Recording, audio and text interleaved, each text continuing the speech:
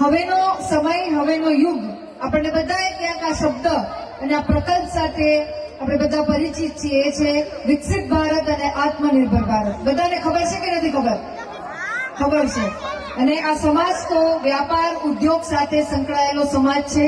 ત્યારે ખાસ એક લાગણી, એક વિનંતી, આવનારા દિવસોમાં માતૃશક્તિને ખાસ મારે કહેવાનું કે આપણે જ્યારે ખરીદી કરવા જઈએ ત્યારે સ્ટેશનરી હોય, તહેવારની વસ્તુઓ હોય, ડેકોરેશનની કોઈ ચીજ વસ્તુઓ હોય, ત્યારે make in India, made in ઇન્ડિયાના કન્સેપ્ટ સાથે લેબલ વાંચીને જ આપણે ઘરમાં પ્રોડક્ટ્સ લઈ આવીએ.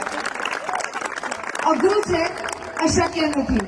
ઘણાને મનમાં એ પણ થાય કે બેન આઈફોન હોય, બીજી કોઈ પ્રોડક્શનની કાર હોય, નાની મોટી વસ્તુઓ છે, એ દરેકના ઘરમાં રહેવાની છે, મારી પાસે છે.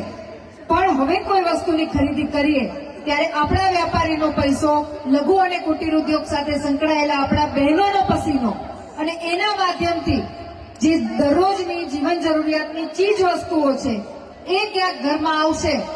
તો આમાં આ કોઈ પાર્ટીનો પ્રકલ્પ નથી.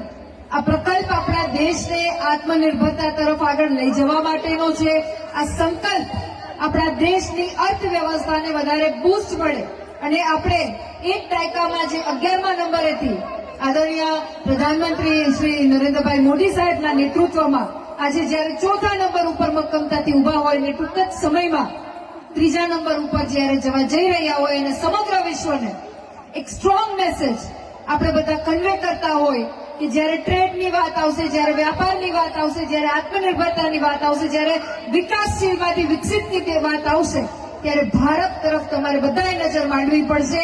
અને એના માટે અમે તૈયાર છીએ, મક્કમ છીએ કે અમારા ઉદ્યોગકારોમાં, અમારા વેપારીઓમાં એ શક્તિ છે કે બધી ચીજ વસ્તુઓ છે એને ઘરમાં પ્રોડક્શન આપણે કરી અને આત્મનિર્ભરતા તરફ આગળ વધારી શકીએ છીએ. ત્યારે ખાસ આપ સૌ વ્યાપારીઓને પણ મારી વિનંતી કે જે પ્રોડક્ટ્સ આપણા દેશમાં બની શકતી હોય, આપણે પોતે એનું મેન્યુફેક્ચરિંગ કરી શકતા હોય, ત્યારે મેક્સિમમ પ્રોડક્શન આપણું પોતાનું હોય, મેક ઇન ઇન્ડિયા અને મેડ ઇન ઇન્ડિયાનું હોય અને સ્વદેશી હોય.